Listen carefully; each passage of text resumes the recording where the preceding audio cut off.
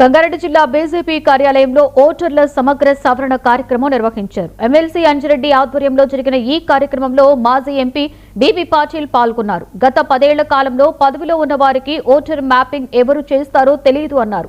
తెలంగాణలో కాంగ్రెస్ ప్రభుత్వం ఉన్న ఓటర్ల సవరణ చేస్తే తమ దొంగ ఓట్లు తెలిసిపోతాయని భయపడుతున్నారని మండిపడ్డారు.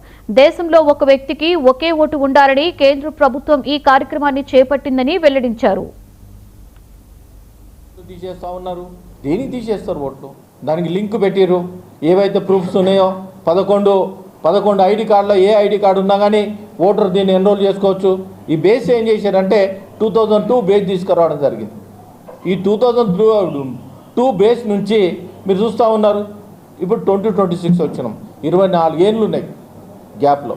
ఈ 2002 బేస్ ఏదైతే ఉందో ఈ బేస్ని తీసుకుపోయి ఎక్కడైతే ఓట్లు ఉన్నాయో అప్పుడు ఓట్లు వేసారు.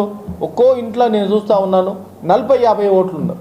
మరి ఒక సర్నేమ్తో 40-50 ఓట్లు ఉంటే వాళ్ళ తాత ఎప్పుడు పుట్టిండు, వాళ్ళ తండ్రి ఎప్పుడు పుట్టిండు, వాళ్ళ పిల్లలు ఎప్పుడు పుట్టిర్రు, వాళ్ళ పిల్లలు ఎప్పుడు పుట్టిర్రు, గ్యాప్ ఎంత ఉండాలి?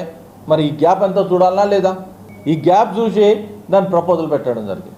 అదేవిధంగా 2025 జనవరి నుంచి 2026 ఏప్రిల్ వరకు కొత్త ఓటర్స్ ఎవరైతే ఉన్నారో ఫామ్ 6 ఇచ్చి వాళ్ళందరినీ ఎన్రోల్ చేసుకోమని చెప్తా ఉన్నాం. అదేవిధంగా ఓటర్ చాలామంది భయపడతా ఉన్నారు. అరే పోర్టల్లో పోయి NVSP అని నేషనల్ ఓటర్స్ సర్వీస్ పోర్టల్లో పోయి అందరు సెల్ ఫోన్లు ఉంది. సెల్ ఫోన్లో మన ఓటు ఉందా లేదా చూసుకొని ఎలక్షన్ కమిషన్ ఆఫ్ ఇండియాలో పోయి నీ ఓటు ఉందా, ఎపిక్ నెంబర్ కొట్టుకొని నీ ఓటు ఉందా లేదా, ఎన్ని ఓట్లు తీసేస్తూ ఉన్నారు.